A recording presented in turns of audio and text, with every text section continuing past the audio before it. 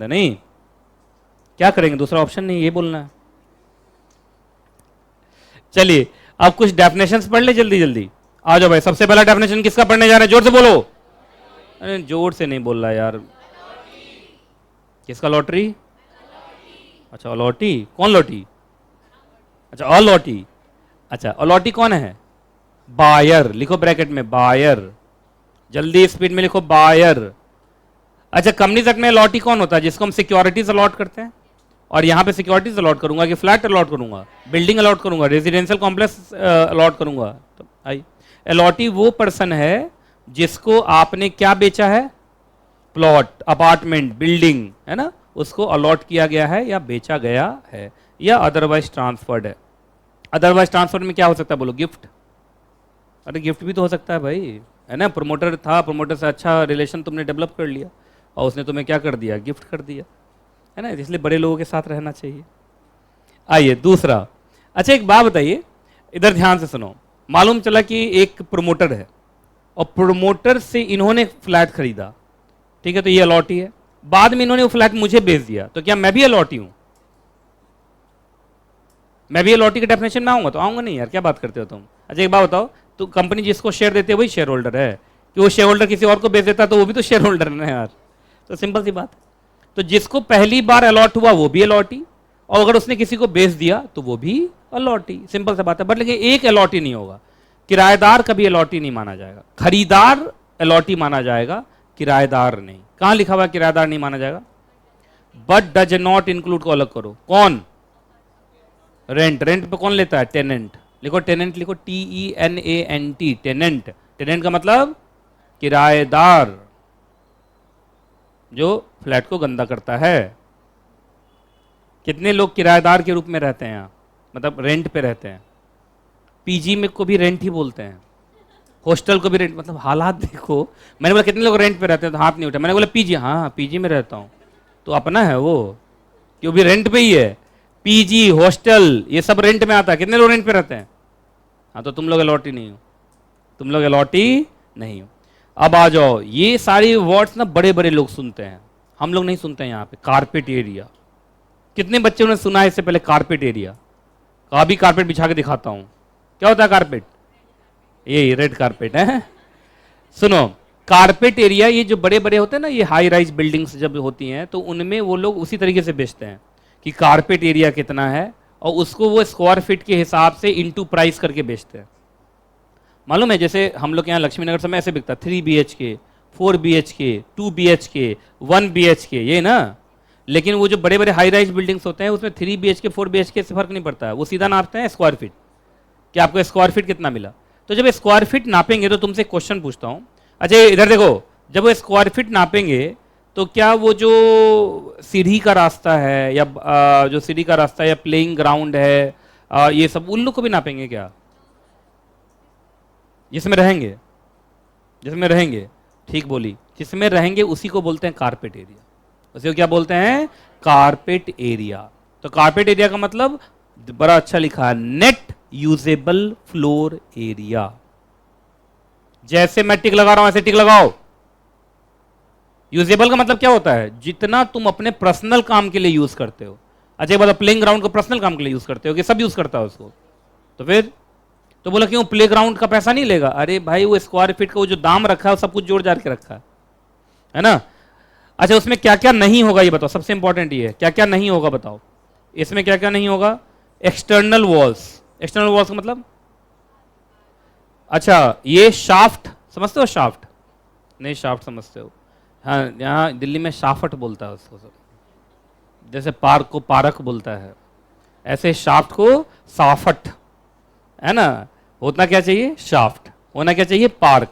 तो दिल्ली में आके मैं सीखा कुछ कुछ, पार्क, शाफट, है ना। उसके बाद मैंने सीखा लाल बत्ती, टक्कर, सुना है। और गोल वाला को क्या बोलता है? गोल चक्कर, ठीक है। तो यहां तो लाल बत्ती बोलता है, आप चले जाएंगे चंडीगढ़ तो हम बत्ती बोल के छोड़ दे रहा है? गोल मार्केट। तो ये सब यहाँ के कुछ वर्ड्स हैं, तो तुम देख लेना। शाफ्ट है, तुम साफट बोलना चाहते हो साफट बोलो। अच्छा और उसके बाद कौन है? एक्सक्लूसिव बालकनी और वरांडा, है ना, एक्सक्लूसिव ओपन टेरेस, ये सब चीज माना नहीं जाएगा। उसके बाद लेकिन क्या इंक्लूड होगा? इंटरनल पार्टीशन तो होगा ना। इंटरनल पार्टीशन का मतलब जो रूम्स बनाते हैं, अंदर अंदर नहीं बनाते रूम्स, तो वो आजकल तो बिल्डिंग्स क्या करता है, वो पिलर पे खड़ा कर देता है, बाद में रूम बनाता है, देखा होगा आपने, देखा बाद में वो रूम बनाते हैं। आप देखेंगे किसी भी वो पिलर खड़ा होता जा रहा है और वो छत ढालता जा रहा है और बाद में वो रूम बनाना स्टार्ट करते हैं। तो इंटरनल वॉल्स जो हैं वो तो काउंट होगा, क्योंकि वो आपकी ही एरिया में आया है, इसलिए वो पतला से पतला वॉल बनाते हैं आजकल, जिससे कि आपका यूजेबल एरिया बढ़ जाए। पहले के ज़माने में 10 इंच का होता था 2 ईंट, आजकल 1 ईंट। कुछ दिन बाद लगता है ऐसे हो जाएगा, कुछ दिन के बाद आजकल मैं देख रहा हूँ वो भी नहीं लगा रहा है 5 स्टार होटल सब में, वो बीच में एक लकड़ी का पतला सा लगा देता है, इधर से उधर साफ दिखाई देता रहता है। आपको जैसे रहना रहिए। अच्छा ठीक है। अच्छा एक बात, तो कॉमन एरिया कारपेट एरिया में आएगा? कॉमन एरिया का मतलब क्या होता है, तुम्हारा या सबका है? बताओ कॉमन एरिया में कौन कौन सा चीज आएगा, बोलते चलो, बोलो बोलो, रुको रुको रुको। सबसे पहले तो कॉमन एरिया को पूरा क्या माना है? एंटायर लैंड, है ना। उसके बाद अब बोलते जाओ कौन कौन। स्टेयरकेस क्या होता है? ठीक है ना, यहाँ जीना भी होता है, ठीक है। पहले बोला कि जीने समझ में, जिंदा तो हूँ। अच्छा अच्छा, लिफ्ट। उसके बाद अभी मतलब 2 बार स्टेयरकेस क्यों दिया? क्योंकि आजकल ना एक रूल है इन लोगों का कि ये एक बिल्डिंग में 2 स्टेयरकेस होना चाहिए। जो बड़े बड़े बिल्डिंग्स बनते हैं, आपको मालूम है, एक इमरजेंसी स्टेयरकेस होता है। हाँ ये होता है। इस मामले में मैंने बड़ा अच्छा देखा पटना में। पटना के जितने वहाँ अपार्टमेंट कल्चर है, पटना में अगर आप कभी जाएंगे तो वहाँ अपार्टमेंट कल्चर है। वहाँ के अपार्टमेंट्स में मैंने देखा कि अपार्टमेंट उनको बीच में ही बनाना है, चारों तरफ से जगह छोड़ना है। उसके बाद जितना फ्लैट उतना पार्किंग होना चाहिए, जनरेटर लगा हुआ होना चाहिए, और जो विजिटर्स आते हैं उनके पार्किंग का भी जगह बाहर छोड़ना है, और रोड से भी कुछ दूर तक आपको बाहर छोड़ के बाउंड्री वॉल लगाना है। इतना कुछ करोगे तभी वो वहाँ पे ऑर्डर देते हैं, अदरवाइज वहाँ अपार्टमेंट्स बनता ही नहीं। लेकिन दिल्ली में जगह छोड़ूंगा, जगह छोड़ूंगा, तुम्हारा जगह ले लूंगा अपने में, है ना। यहाँ से चलता है। 1-2 तो इलेक्ट्रिक पोल को अपने अंदर लिए हुआ है, आपने देखा होगा। बालकनी में जब घूमते हैं ना लोग, तो इलेक्ट्रिक पोल भी बीच में ही रहता है, और गोल करके इलेक्ट्रिक पोल को अंदर लिए हुआ है। बताइए अच्छा ऐसा देखा कि नहीं देखा, पहले बताइए आप। लक्ष्मीनगर में बहुत जगह आपने देखा होगा इलेक्ट्रिक पोल उसके घर के अंदर है। तो ये हालात है। अभी कुछ दिन पहले यहाँ एक मंगल बाजार है, जो मेन बाजार है लक्ष्मीनगर का, उसका नाम मंगल बाजार है। उसमें 3 साल पहले उन्होंने तोड़ फाड़ मचाया एमसीडी वालों ने। क्यों? क्योंकि धीरे धीरे आगे बढ़ते चले गए। तो विश्वास नहीं होगा, रोड के किनारे नाली होती है ना, ठीक है, जब उसका 2 रूम तोड़ा ना, तब नाली पता चला। मतलब आप सोचो कितना आगे बढ़ चुका था। वो कैसे आगे बढ़ता मालूम है? पहले ना वो जो नहीं रखते हैं, वो मूर्ति जैसा रखते हैं, जो कपड़े पहना के, उसको क्या बोलते हो उसको, है क्या? डमी। हाँ, पहले वो डमी रखेंगे, पुलिस नहीं कुछ कही तो फिर वो खुद अपने आप को डमी बना के आगे पहुंचा देंगे। आपने देखा फिर डमी सब बाहर कर, 6-6 डमी बाहर रखे रहता है। एक बार तो मैं डमी से डर गया था। हाल कौन है भाई इतना लंबा आदमी? ओ ये तो यही है। तुम लोग भी डमी से डरते हो? हाँ तुम लोग समझदार हो, मैं तो पुराने जमाने का हूँ। लिफ्ट लॉबी क्या होता है? अरे लिफ्ट जहाँ खुलता बंद होता है उसमें भी एक जगह होता है ना। अच्छा, फायर एस्केप, वही जो दूसरा सीढ़ी होता है कि अगर फायर लग जाए तो सीधा ऊपर से छलांग न मारे, इधर से भागें। Common entrances and exit. चलो, कॉमन बेसमेंट, टेरास, टेरास का मतलब टेरेस कहते हैं इसको, छत। उसके बाद park, play areas, open parking areas, common storage spaces, है ना। यहाँ के लोगों को तो मालूम नहीं है ऐसा भी होता है क्या, हमें तो कुछ मालूम ही नहीं है। अच्छा अगला, हाँ, मैनेजमेंट के लिए लोग रखे जाते हैं, जैसे गार्ड। आपने देखा होगा बड़े बड़े सोसाइटी में 40, 50, 60 गार्ड्स होते हैं, वो घूमते रहते हैं सिक्योरिटी के लिए, उनके रहने का जगह, है ना। जैसे वॉचमैन, वार्ड स्टाफ, ये सारे लोग, कम्युनिटी सर्विस पर्सनल, है ना। अगला, electricity, gas, water, sanitation, air conditioning, ये सब का एक प्लांट होता है, उन लोग प्लांट लगाए होते हैं प्रॉपर, तो वो सब भी जगह, ये सब कॉमन एरिया हो गया। वाटर टैंक, सम मोटर, फैन, कंप्रेसर, डक्ट्स, ये जितनी भी चीज़ें हैं। और उसके बाद और भी जो फैसिलिटीज़ आप दे रहे हैं अलग से, वो सब। और ऑल अदर पोर्शन सिर्फ किसको छोड़ के? कारपेट एरिया को छोड़ के। तो कारपेट एरिया ही तुम्हारा मतलब तुम जब खरीदोगे तो कारपेट एरिया को इनटू करेंगे प्राइस से, ये कॉमन एरिया उसमें वो जोड़ेंगे नहीं। तो बोलोगे सर कॉमन एरिया मुफ्त में देते हैं, मुफ्त में नहीं देते हैं, वो प्राइस में ऑलरेडी जोड़ के रखता है वो लोग, है ना। चलिए अब बोलो जल्दी से किसका डेफिनेशन पढ़ रहे हैं।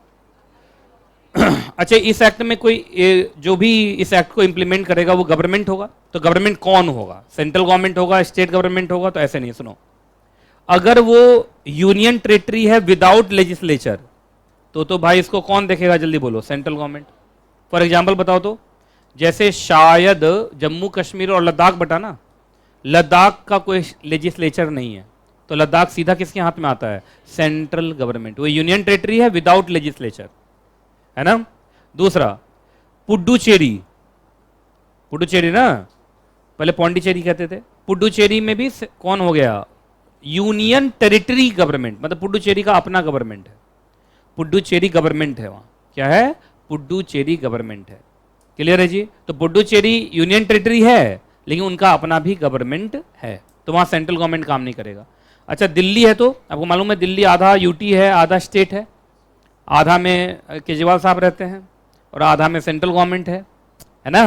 दिल्ली का आधा काम तो सेंट्रल गवर्नमेंट ही कर देता है और केजरीवाल साहब उसका फोटो किसी बोल रहे हैं देखो मैंने किया। यहाँ पे ये चलता है, अभी G20 का सब कुछ साफ सुथरा हो रहा है ना, तो उसका फोटो किसी केरल में लगा दिया, देखो मैंने दिल्ली को कितना चमका दिया। तो यहाँ तो गजब ही खेल चलता है। तो आइए, यूनियन टेरिटरी ऑफ दिल्ली में याद रखना इस एक्ट के लिए फिर केजरीवाल साहब नहीं, सेंट्रल गवर्नमेंट। और सेंट्रल गवर्नमेंट में कौन सा मंत्रालय? मिनिस्ट्री ऑफ अर्बन डेवलपमेंट, है ना। और अगर प्योर स्टेट है तो स्टेट गवर्नमेंट।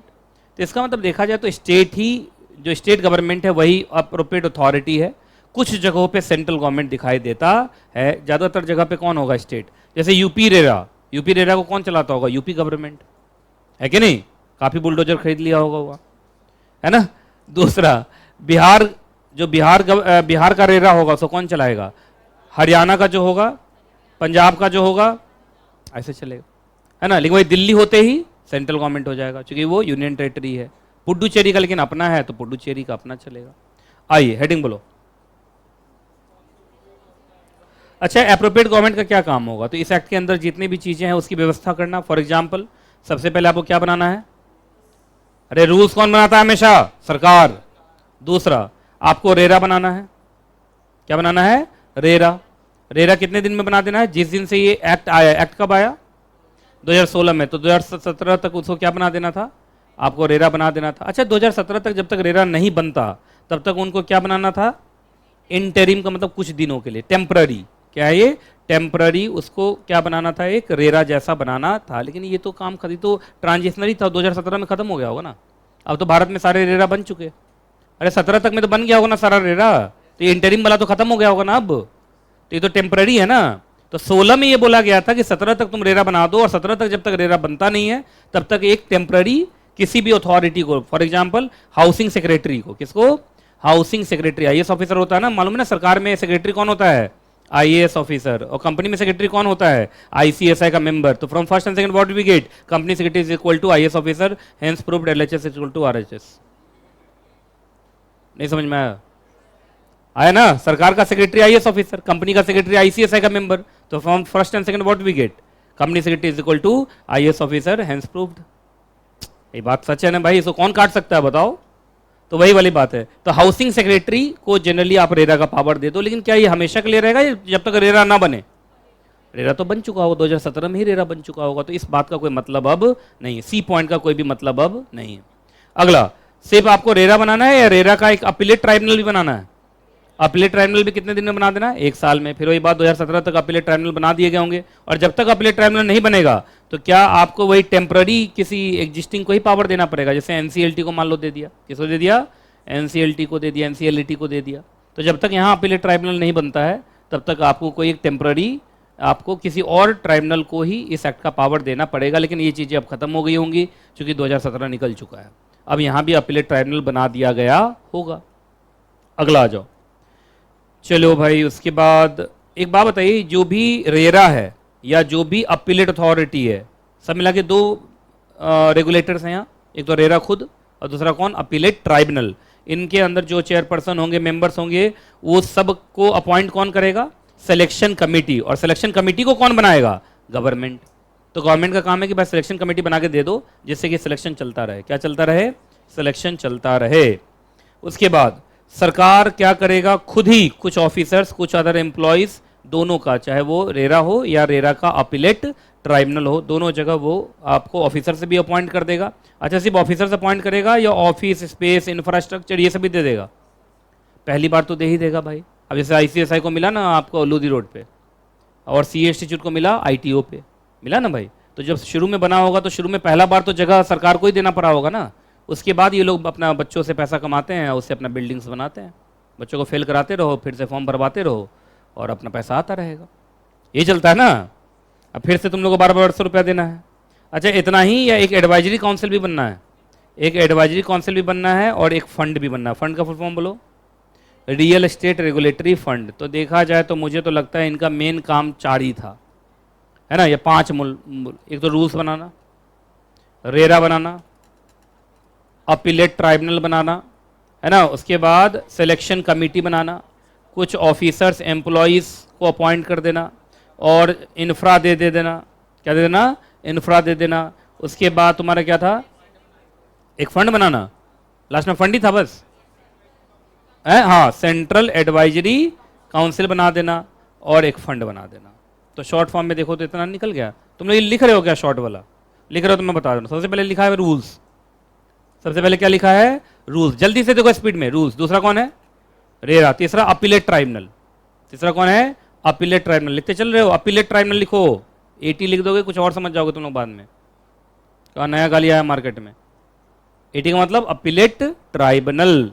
SC का मतलब सिलेक्शन कमेटी लिखना फुल फॉर्म भाई। सिलेक्शन कमेटी लिखा? Selection committee. Officer employees.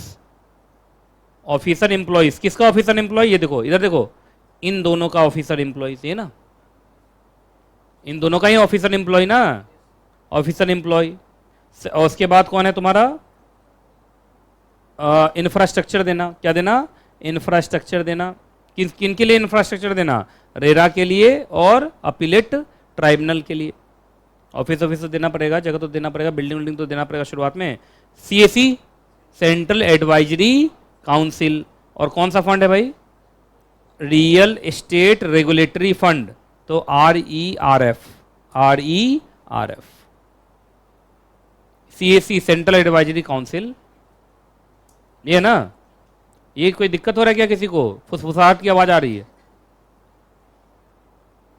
सब लिख लिया? फुल फॉर्म लिख लिया? Real estate regulatory fund. वो तुम्हारे बगल में तो लिखा ही हुआ है, तो मैंने शॉर्टकट में लिखा है। कितने हो गए शॉर्टकट में? 1 2 3 4 5 6 7 8। मेन 8 ही हैं। और मैं बताऊं, वो जो ट्रांजिशनरी दे रहा था उसका कोई मतलब बनता अब नहीं है, क्योंकि अब तो वो हो चुका होगा। 2017 तो निकल गया, नहीं निकला? चलो, हाँ जी।